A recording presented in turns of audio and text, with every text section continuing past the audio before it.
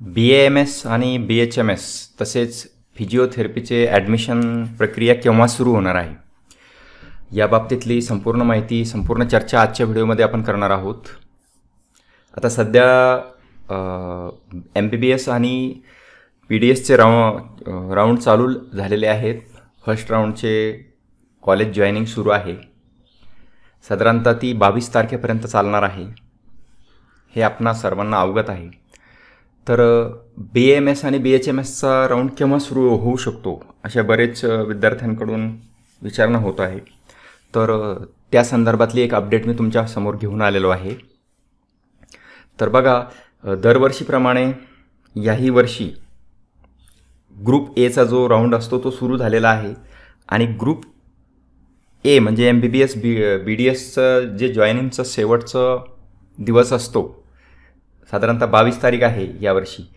तर त्यानंतर ग्रुप एचा सेकंड राऊंड सुरू होत असते. त्याचबरोबर BAMS आणि BHMSचं राऊंडसुद्धा फर्स्ट राऊंड सुरू होत असते. म्हणजे MBBSच्या जॉईनिंगचा शेवटचा दिवस, तर त्याच्यानंतर BAMSचं राऊंड सुरू होत असते. तर ती प्रक्रिया कशी आहे बघा. तर सर्वात अगोदर all India quota BAMS AACCC government 15% plus डीम्डचे शेड्यूल येते. म्हणजे जसं MBBSचं ऑल इंडिया काउन्सिलिंगचं शेड्यूल येते तसंच BAMSचं सुद्धा AACCC म्हणतात त्याला. 15% सीट भरल्या जातात गव्हर्मेंट प्लस सेमी गव्हर्मेंटच्या. तर ते शेड्यूल येतं आणि ते शेड्यूल आल्यानंतर त्याची रजिस्ट्रेशन सुरू होतं, चॉईस फिलिंग सुरू होते.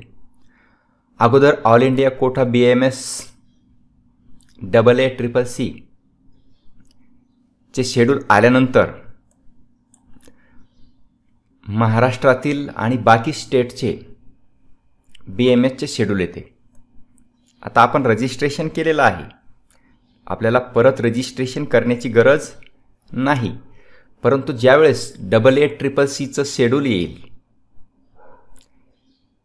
त्या शेड्यूलनुसारच महाराष्ट्राचं शेड्यूल येत असते. तर हे शेड्यूल नेमकं साधारण केव्हा येणार आहे. तर दरवर्षीच्या अनुभवानुसार ज्यावेळेस आपलं ग्रुप एचं MBBS BDSचं पहिलं राऊंड संपते त्यानंतरच महाराष्ट्राचं हे शेड्यूल येत असते. BAMS BHMS आणि फिजिओथेरपीचे जे ॲडमिशन प्रोसेस आहे साधारणतः ती 25 ऑगस्टनंतर सुरू होण्याची शक्यता आहे. 25 ऑगस्टला शेड्यूल येईल. 25 तारखेला शेड्यूल आल्यानंतर आपल्याला रजिस्ट्रेशन करायचं नाही आहे, आपल्याला फक्त चॉईस फिलिंग द्यायची आहे. त्याला साधारणतः 4 ते 5 दिवस आपल्याला देतील आणि त्यानंतर आपली BAMS आणि BHMSची फर्स्ट राऊंडची लिस्ट म्हणजे यादी पब्लिश होईल आणि त्यानंतर आपलं जॉईनिंग सुरू होईल. तर अशा पद्धतीचं हे BAMS BHMSचं फर्स्ट राऊंड हे सुरू होणार आहे विद्यार्थी मित्रांनो. तरी आपण आपले डॉक्युमेंट जे आहेत ते रेडी ठेवायचे आहेत.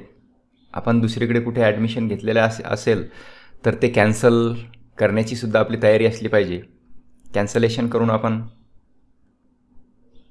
या राऊंडमध्ये सहभागी होऊ शकतो. काही विद्यार्थ्यांनी BDSला ॲडमिशन घेतलेलं आहे बघा, परंतु त्यांना BAMSला ॲडमिशन घेण्याची इच्छा आहे असे बरेच विद्यार्थी असतात. तर आता BDSचा राऊंड चालू आहे. पहिल्या राऊंडला तुम्ही जर तुमचा नंबर लागलेला असेल आणि ॲडमिशन घेतलं नाही तरी काही प्रॉब्लेम नाही. फर्स्ट राऊंड हे फ्री एक्झिट आहे. जर ज्या विद्यार्थ्यांना BAMSला ॲडमिशन घ्यायचं आहे तर त्यांनी BDSच्या फर्स्ट राऊंडला जाऊच नका. म्हणजे BDSचा सेकंड राऊंडपर्यंत तुमचं BAMSचं इकडे समजून जाते की आपल्याला गव्हर्नमेंटला का सेमी गव्हर्नमेंटला ॲडमिशन मिळते. बऱ्याच विद्यार्थ्यांचं असं असते की BDS प्रायव्हेटला न जाता आपल्याला गव्हर्नमेंट BAMS आणि सेमी गव्हर्नमेंटचे जे BAMSचे कॉलेज आहे त्या कॉलेजला ॲडमिशन घ्यायचं, असं बऱ्याच विद्यार्थ्यांचं स्ट्रॅटर्जी असते. त्या पद्धतीने तुम्ही तुमचा प्लॅन करा आणि ज्या विद्यार्थ्यांचा BDSला लागलेला असेल त्यांना BDSला घ्यायचं असेल तर घेऊ शकता. जर घ्यायचं नसेल तर फर्स्ट राऊंड हे फ्री एक्झिट आहे. तुम्ही फ्री एक्झिट घेऊन BAMSला ॲडमिशन घेऊ शकता. तर अशा पद्धतीची एक छोटीशी अपडेट BAMS संदर्भातली मी तुमच्यापर्यंत शेअर केलेली आहे. हा व्हिडिओ आवडला असेल तर तुमच्या व्हॉट्सॲप ग्रुपवर नक्की शेअर करा. व्हिडिओला लाईक करा. काही समस्या असतील तर कमेंट बॉक्समध्ये कमेंट करा. धन्यवाद. जय हिंद. जय महाराष्ट्र.